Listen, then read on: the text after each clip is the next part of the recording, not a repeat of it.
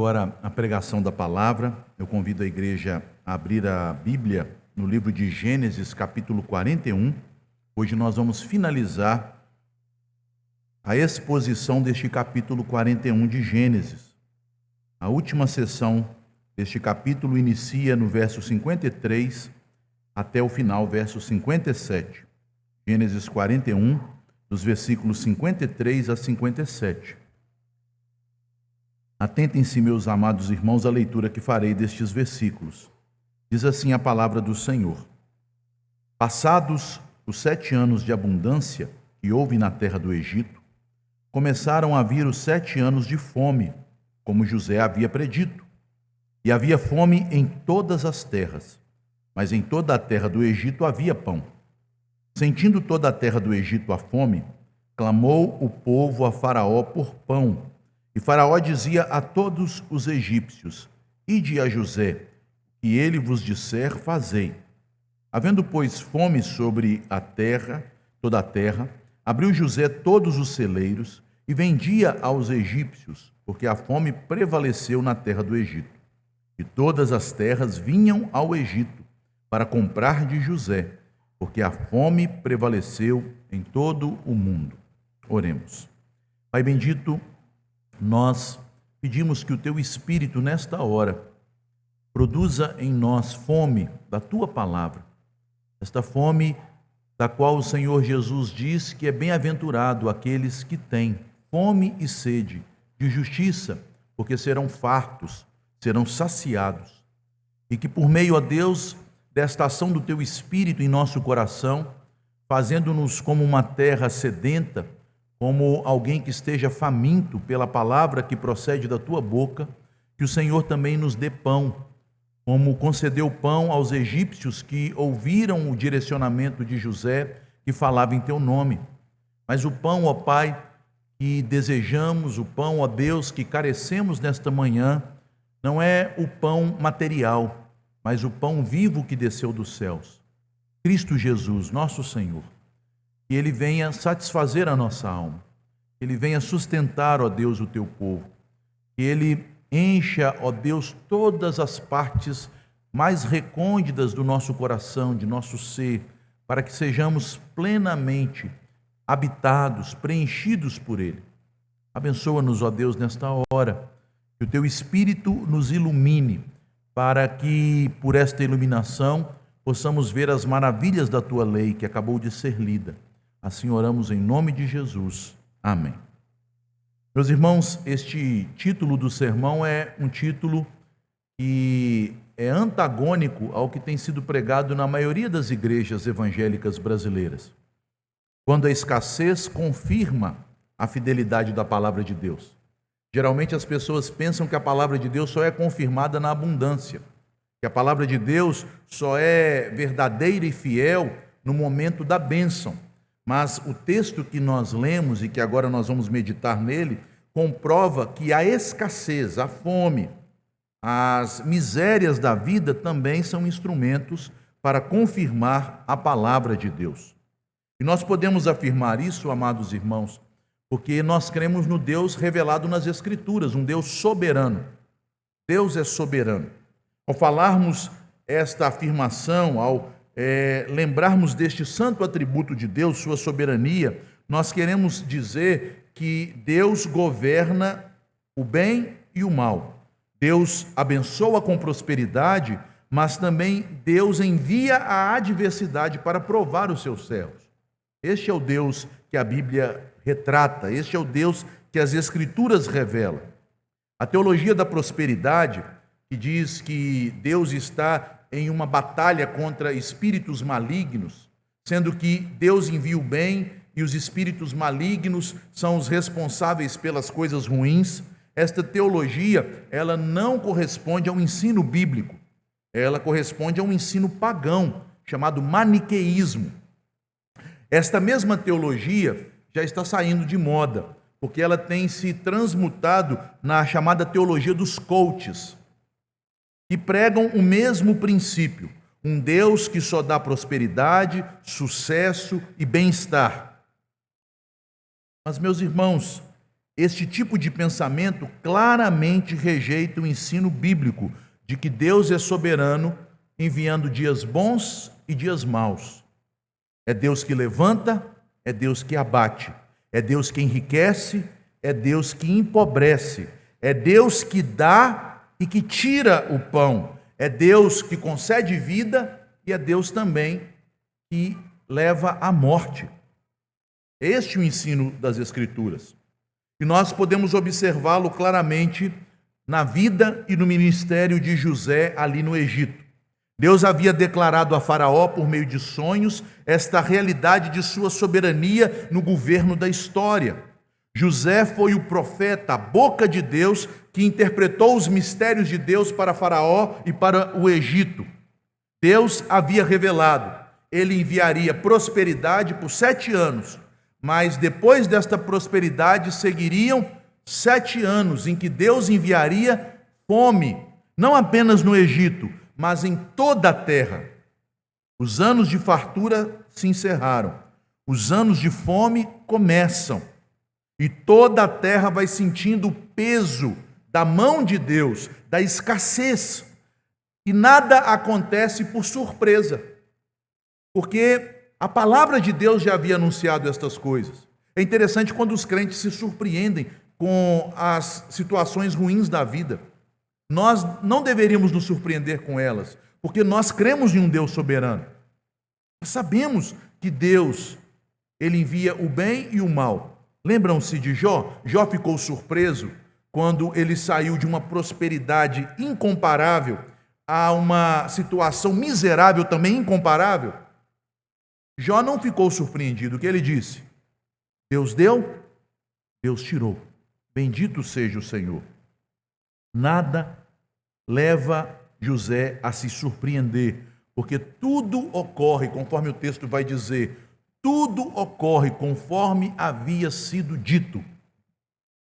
Quando Israel, que são os primeiros ouvintes desta palavra, o povo de Israel no deserto, que recebe a revelação do livro de Gênesis através de Moisés, quando eles ouvem esta história, os irmãos se lembram das circunstâncias nas quais eles viviam?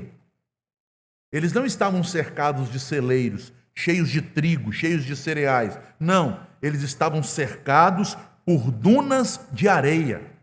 Eles estavam no meio de um deserto, conforme nós lemos em Deuteronômio 8, um deserto onde só haviam serpentes venenosas, escorpiões. Era um povo que conhecia a fome. Porque Deus mesmo declara em Deuteronômio 8, eu vos fiz passar fome. Não é isso que está escrito na palavra? Confira lá em Deuteronômio 8. Eu vos fiz passar fome. Eles sabiam o que era padecer a fome.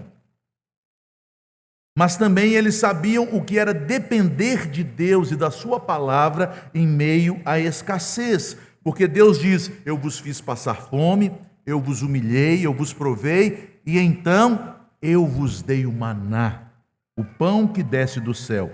Israel diariamente era provado em sua fé na palavra de Deus ao recolher o maná, o pão que Deus lhes concedia, excetuando o dia do Senhor, pois na sexta-feira eles tinham que recolher uma porção dobrada. Aqui, quando voltamos nossos olhos para Gênesis 41, nós observamos que este texto não foi dado, não foi revelado apenas para nos informar um evento do passado, uma crise econômica que acometeu o mundo antigo e que abalou as estruturas da terra, incluindo a maior potência daqueles dias, que era o Império Egípcio. Não, este texto não é apenas história, mas este texto não nos é dado para informar, mas para formar a nossa fé. Formar a fé de Israel, que estava no deserto, formar aquele povo para que eles aprendessem que os recursos deste mundo não são a fonte da vida, mas sim o Senhor soberano. E também para formar a fé da nossa geração, uma geração materialista e consumista, Uma geração que precisa aprender urgentemente a verdade de que Deus é a fonte da vida, de que Ele é o soberano em todas as circunstâncias, de que Ele envia prosperidade, mas também Ele envia a escassez. Nós precisamos aprender esta lição, para que confiemos no Senhor, para que aprendamos que nos momentos de crise Ele continua sendo o mesmo Deus que prova, mas que cuida do seu povo, como cuidou de Israel nos dias da escassez no deserto, como cuidou da família de Jacó por meio de José, a quem ele levantou para providenciar o pão no Egito. Portanto, meus irmãos, o tema destes versos que fecham o capítulo 41 de Gênesis é o seguinte: o Deus que preserva a vida em tempos de escassez. É isto que o texto nos revela a respeito do Senhor. Ele é o Deus que preserva a vida em tempos de escassez, em tempos de pobreza. Este texto ensina que o povo de Deus, o povo do Senhor, a vida deste povo não é sustentada pela força do homem, nem mesmo pelo pão em si, mas pela palavra de Deus. É a palavra de Deus que mantém o povo de Deus, quer usando os meios humanos, como no caso de José, que fez celeiros, quer usando os meios sobrenaturais, como no caso do povo no deserto, que recebeu o pão que desceu dos céus, mas acima de tudo, por meio de Cristo, que é o pão da vida que nos sustenta. O Senhor está ensinando o seu povo que a vida não é sustentada pelo homem, que a vida não é sustentada pelo pão, mas que a vida é sustentada pela palavra do Senhor, que é fiel, em tempos de abundância, mas também em tempos de escassez. Iniciando aqui nossa meditação agora propriamente no texto, nos versículos 53 e 54, nós encontramos a primeira divisão deste texto. E aqui nós percebemos que a palavra de Deus governa os tempos. É a palavra de Deus que governa o tempo de fartura e o tempo de fome. O crente tem que saber estas coisas. É Deus que envia fartura, é Deus que envia fome. É Deus que traz reis sábios para governar a terra, e é Deus que envia maus governantes para trazer crise e punição sobre o povo da terra. Tudo vem do Senhor. O texto é enfático. Veja o que diz no versículo 53. Passado os 7 anos de abundância. E no versículo 54, na segunda parte, como José havia predito. O texto é enfático. Os anos de fome vieram após 7 anos. Os anos de fome vieram como José havia predito. A escassez não surgiu da falha do homem em administrar a economia.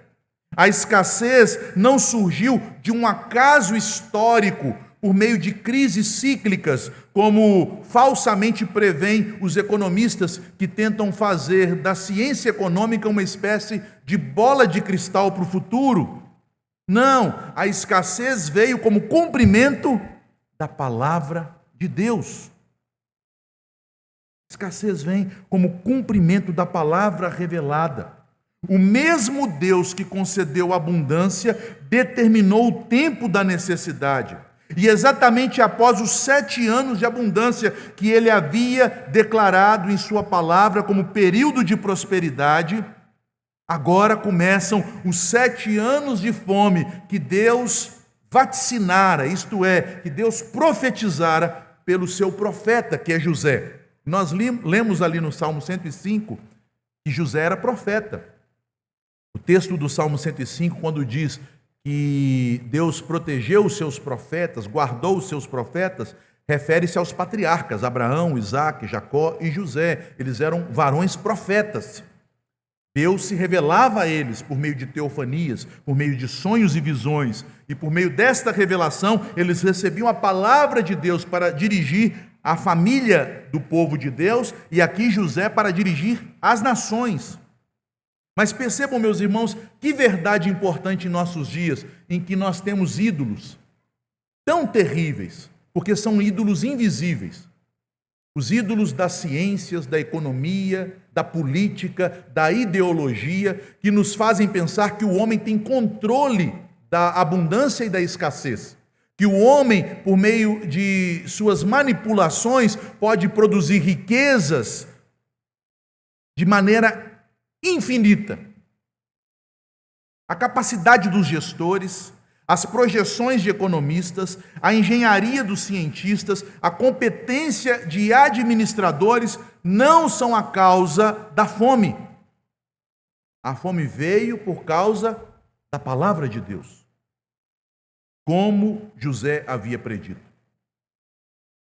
Nós às vezes pensamos que o mundo ele pode economicamente melhorar sem obediência à lei do Senhor. Meus irmãos, nós estamos indo de mal a pior e o mundo vai entrar em crises cada vez maiores, até o dia em que as nações se voltem para a lei do Senhor.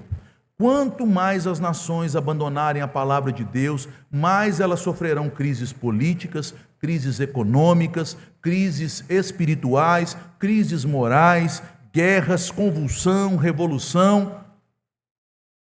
Nem direita nem esquerda podem resolver estas coisas, porque é pela palavra de Deus que o Senhor abençoa nações. Feliz a nação cujo Deus é o Senhor. Capacidade humana não é um instrumento para gerir crises. Deus pode usar os dons e talentos que Ele concede aos homens, mas estes dons e talentos, destituídos do temor do Senhor, tornam-se ídolos. Deus usa recursos que Ele deu a um homem para produzir prosperidade, mas o homem, em sua soberba, transforma estes meios em ídolos. Passa a idolatrar o seu próprio braço. Lembrem-se, meus irmãos, que Deuteronômio capítulo 8 trabalha exatamente com esta lógica.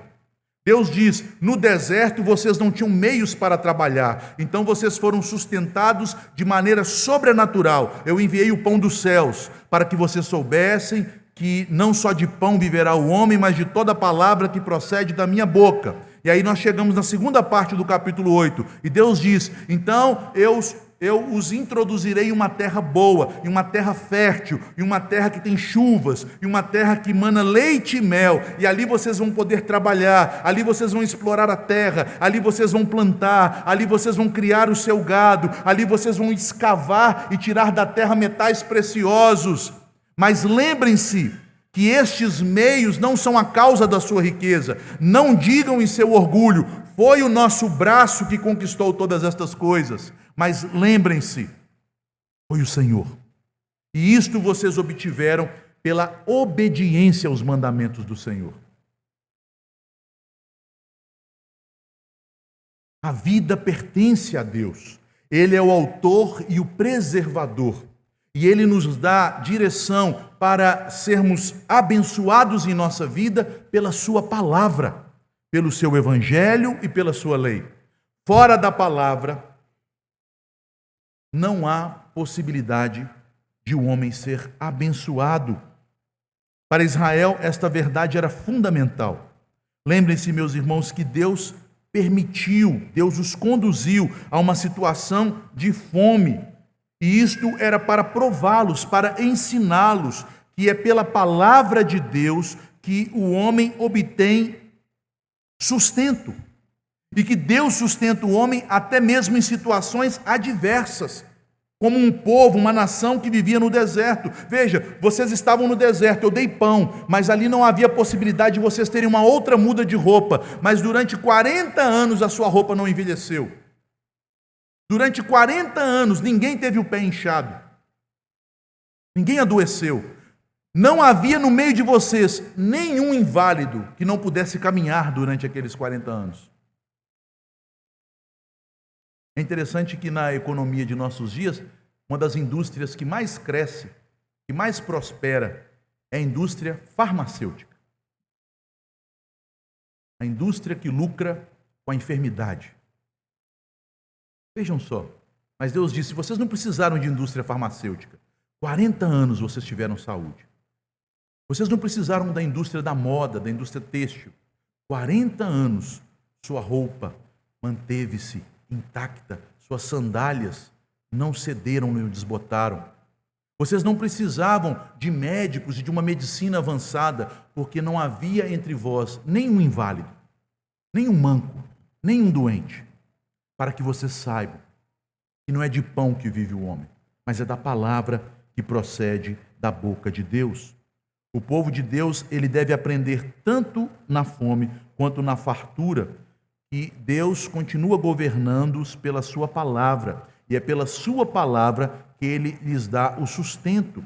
Deus não é menos soberano quando envia a escassez do que quando concede a abundância. Ele também não deixa de ser bom quando faz o seu povo passar por estas coisas. Vejam que em Deuteronômio 8 ele ensina porque vem a fome sobre a terra, porque vem a crise, porque vem a escassez, porque vem todas estas coisas que são ruins, mas que não revelam um Deus mau, e sim um Deus bom, porque ele é um pai que disciplina. Deus disse: eu fiz isto para provar o coração de vocês, para tirar do coração de vocês a altivez, para vos humilhar, a fim de que vocês aprendam a depender de mim. O Senhor, ele usa situações ruins para cumprir propósitos bons e graciosos. E é isto que está acontecendo aqui no Egito. 7 anos de fome. Muitas pessoas morreram de fome naquele período. Mas tudo isso Deus fez para cumprir propósitos benditos. Porque através daquela fome, Deus reconciliou a família de Jacó. Deus manteve a família de Jacó coesa. Deus os tornou um povo unido na terra do Egito. E através daquele povo, ele enviou o Salvador. Os versículos, então, continuam. Ainda no verso 54 e também adentrando até o versículo 56, nós vemos que Deus preserva a vida por meios que ele estabelece. A fome se espalha por todo o Egito. E do Egito, a fome se alastra por toda a terra. Diz o texto que o Egito sentiu fome, mas também, no versículo 54, havia fome em todas as terras. A fome se alastra pelo mundo. A provisão não surge no momento da crise. Não acontece aqui como no caso do povo no deserto, em que, experimentando a sede, Deus torna a água amarga a água doce. Deus faz a pederneira, a pedra, produzir água pura. Experimentando a fome, Deus dá o pão que desce dos céus. Não, percebam que o pão já fora providenciado anos antes, tempos atrás. Deus, ele usa meios sobrenaturais, mas Deus também usa os dons que são sobrenaturais, para que através de seus servos a sua vontade seja conhecida e manifesta. Qual foi o meio sobrenatural usado aqui? A sabedoria de Deus dada a José. Meus irmãos, sabedoria não é um meio natural, a sabedoria revelada, a sabedoria de conhecer os desígnios de Deus, tais quais revelados em sua palavra. A sabedoria é um dom de Deus.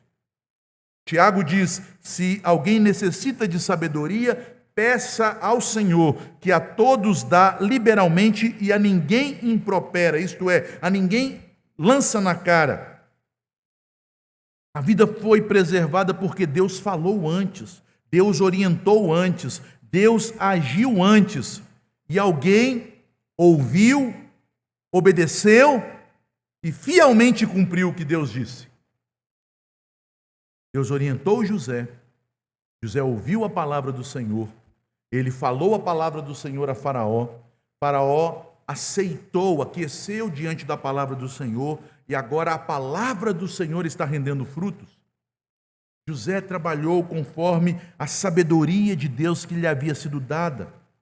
Ele, por 7 anos, diz o texto, que ele percorreu todas as regiões do Egito. Ele foi fiel e diligente em seu trabalho. Ele foi um homem íntegro, não permitindo que houvesse corrupção ou desperdício. Em cada cidade, os grãos eram cuidados, administrados, armazenados. E agora, por causa da palavra de Deus, José pode ser o instrumento do Senhor para sustentar o povo. Meus irmãos, lembrem-se, Deus age por milagres, mas Deus também age pela sua provisão ordinária, pelos seus dons e talentos, pelas suas capacidades. Infelizmente, o cristão brasileiro, ele é muito místico, ele quer somente o sobrenatural. Ele vai tomando decisões contra a palavra de Deus, vai agindo de maneira estulta, sem sabedoria, e quando então o fruto da sua má sementeira é colhido, ele quer que Deus faça um milagre, que as coisas se resolvam da noite para o dia. Percebam, meus irmãos, que não é assim que Deus age. Deus faz milagres quando as situações exigem os milagres por causa das circunstâncias que Deus coloca o seu povo. O povo no deserto não tinha como plantar. O povo no deserto não tinha como semear. Então Deus faz a multiplicação do alimento, enviando o pão dos céus. Da mesma maneira, quando Jesus multiplica pães e peixes, não havia possibilidade deles conseguirem alimento. Mas as pessoas agem assim, elas abandonam a palavra de Deus, elas não querem a orientação da palavra de Deus, elas não querem a sabedoria de Deus, depois, meu casamento acabou, meus filhos se desviaram, mas minha vida material está um arraso, mas eu isso e aquilo. Irmãos, aprendamos com José, ouçamos o que a palavra de Deus nos diz, plantemos, e plantar dá trabalho, com lágrimas nos olhos. Nos esforcemos para preparar o terreno que é o nosso coração, por meio do arado, que é Deus nos humilhando, tirando as pedras, os pedregulhos, os tocos do nosso coração, para que ele se torne uma terra boa, a fim de que a boa semente da palavra produza. Perseveremos nesta palavra, e nós colheremos no tempo devido. É isso que José está experimentando. 13 anos ele foi provado pela palavra, diz o Salmo 105, ele foi provado pela palavra, 13 anos, ele foi colocado em ferrolhos, em correntes, 13 anos, mas 7 anos ele ainda é provado pela palavra. Mesmo em prosperidade, ele não deitou-se para descansar, para aproveitar as riquezas, para, de alguma maneira, se beneficiar com o poder que lhe fora dado por Faraó. Ele trabalhou incansavelmente 7 anos e agora ele colhe os frutos da obediência à palavra. Deus está abençoando o Egito, porque um homem ouviu a palavra do Senhor e sabiamente colocou-a em prática. A bondade de Deus se revela sabiamente através dos celeiros construídos por José. A mesma bondade que se revelou miraculosamente por meio do maná, também se revela nos instrumentos que Deus usa em sua vontade providencial. Lembremos-nos de novo da advertência de Deuteronômio 8, que está tão intrinsecamente ligada com esta passagem. Deus deixa claro que o perigo não está apenas na fome, na carência, na crise, mas também há perigo de tropeçarmos na fé nos dias de abundância, quando nós somos tentados a pensar que a vida procede da nossa força, do nosso próprio braço. Gênesis 41 corrige esta ilusão a mostrar que até a provisão, que foi diligentemente organizada por o trabalho árduo ao longo de anos, é fruto da obediência à palavra de Deus e não da autossuficiência humana. A vida é preservada não pelo poder do homem, mas pela bênção do Senhor, que governa o mundo, que governa os meios humanos, os instrumentos humanos. É uma verdade que nós lemos no Salmo 127.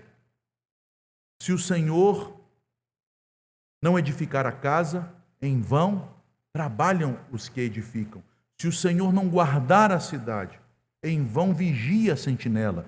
Será inútil todo o trabalho, todo o esforço, levantar de madrugada, obter de maneira penosa o pão que é granjeado, que é adquirido dia a dia, porque aos seus amados, até quando descansam do trabalho do dia, o Senhor continua colocando sua mão para abençoar o trabalho daqueles que plantam de conformidade com a sua palavra. Meus irmãos, que Deus tenha misericórdia de nós. Nós vivemos numa época de terrível idolatria. Não a idolatria de se prostrar diante de imagens construídas por mãos humanas, mas a idolatria de confiarmos nas potências humanas, colocando-as no lugar de Deus. Confiamos em nosso próprio trabalho, em nossas aquisições, no nosso político, na nossa ideologia.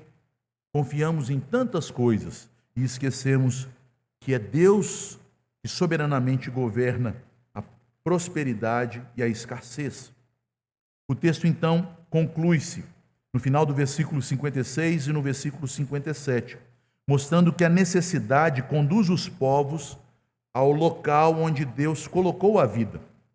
Quando a fome se tornou mais severa e as nações em torno do Egito, elas perderam todos os seus meios de sobrevivência, elas experimentam então primeiramente uma fome severa. E todos os povos mandam seus emissários, seus representantes ao Egito, porque eles ficam sabendo, há pão no Egito, há pão naquele lugar. E a necessidade começa a revelar uma verdade importante, que a vida não está dispersa, que a vida não está disponível em qualquer lugar, mas que a vida é dada no lugar em que Deus deposita a sua palavra, no lugar onde Deus decidiu derramar a sua bênção. Meus irmãos, eu creio que talvez nós não vamos ver, mas saibam que todas as nações do mundo vão entrar em colapso. Elas estão caminhando para um colapso econômico, moral, social. O que você carrega no bolso não é dinheiro, é uma mentira. As nações quebraram o lastro, o que Deus estabeleceu, as moedas associadas aos metais que Deus criou, o ouro e a prata, isso não existe. Os governos fabricam dinheiro para fabricar ilusões, para comprar sua população, para agradar as massas. As massas não têm mais moralidade.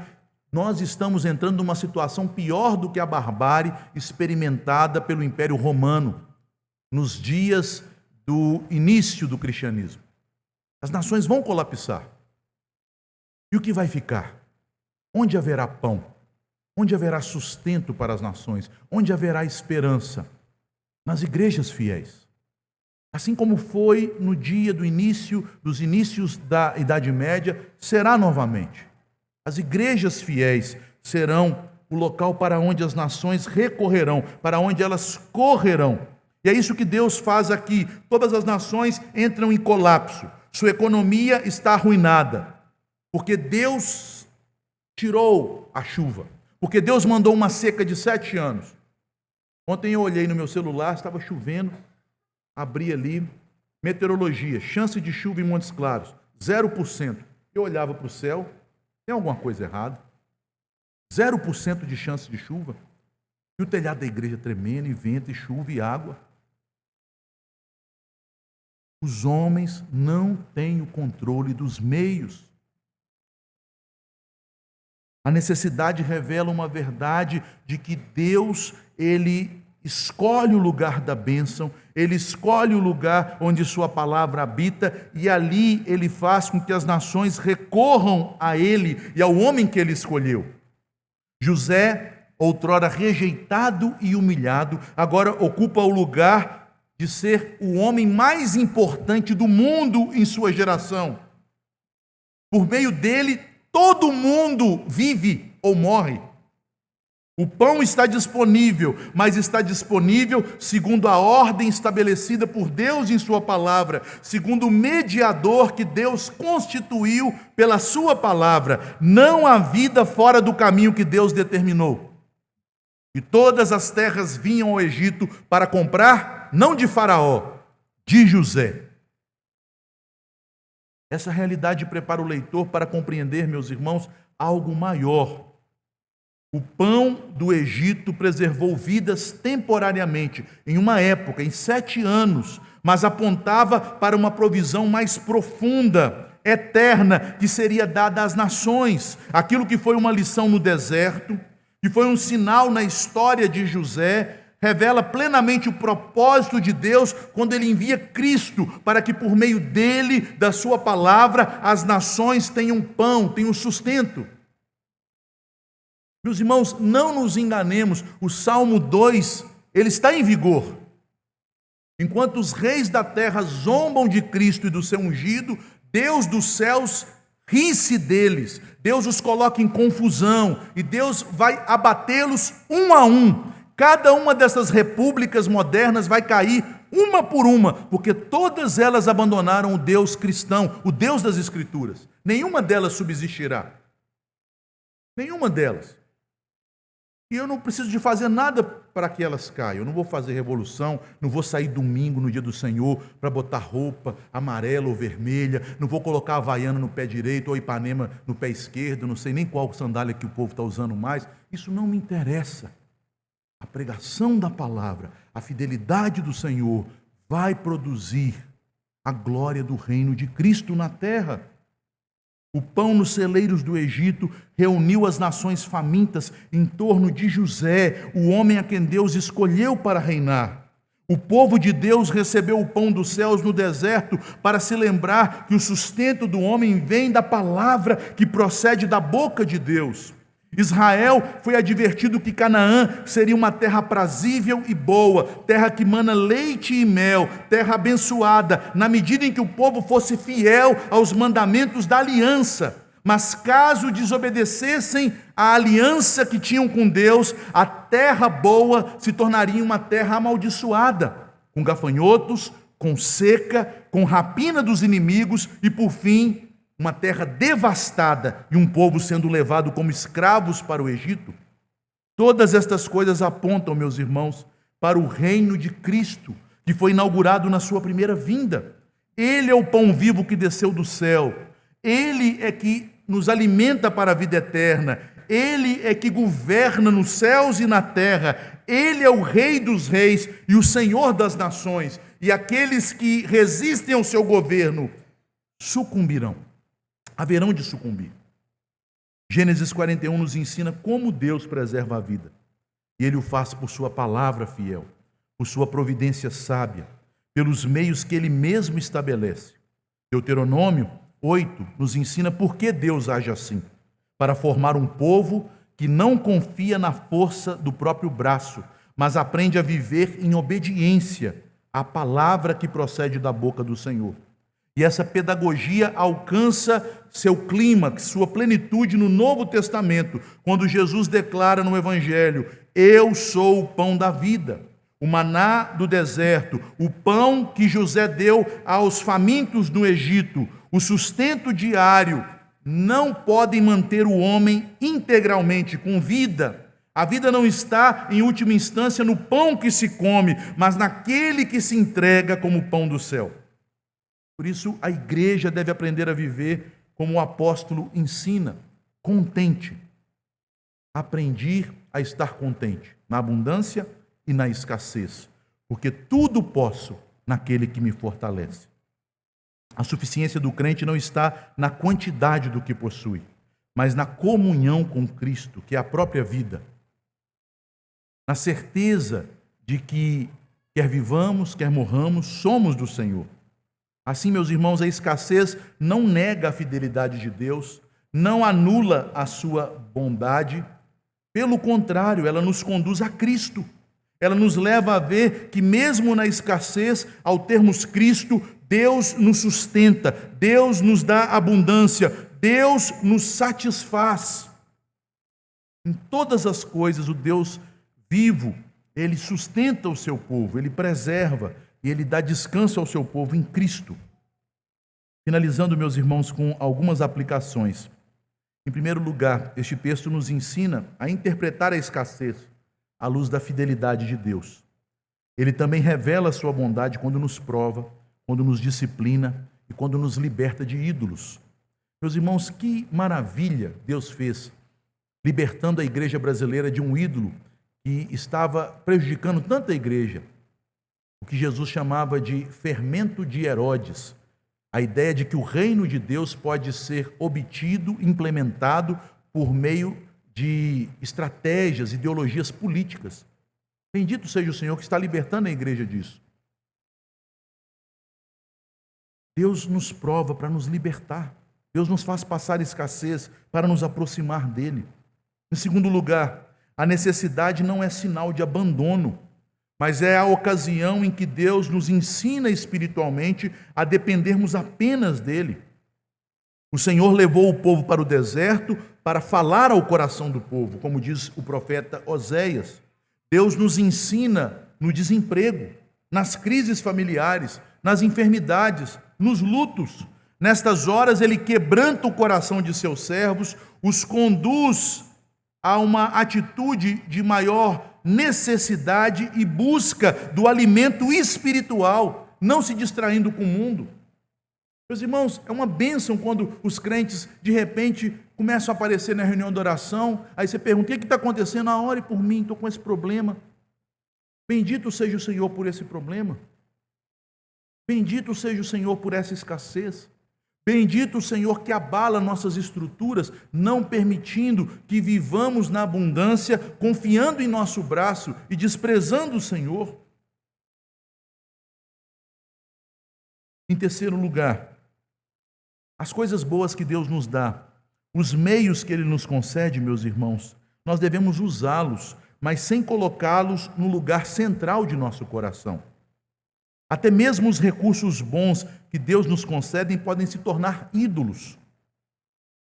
Nós devemos trabalhar, planejar, administrar, termos sabedoria em conduzir nossa vida, mas sempre reconhecendo que a bênção procede da palavra do Senhor.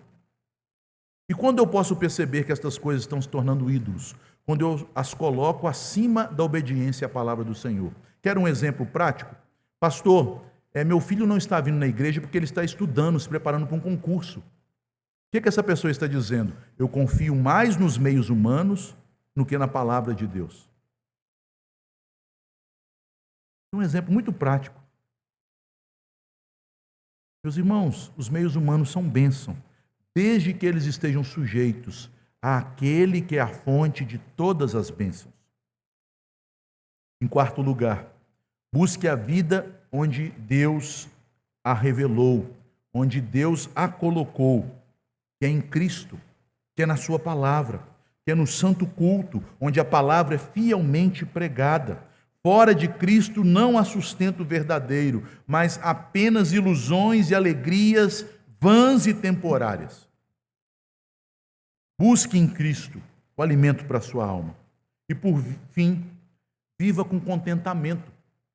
Saiba que Deus, Ele manda tempos de todas as formas. Há tempo para todo propósito debaixo dos céus.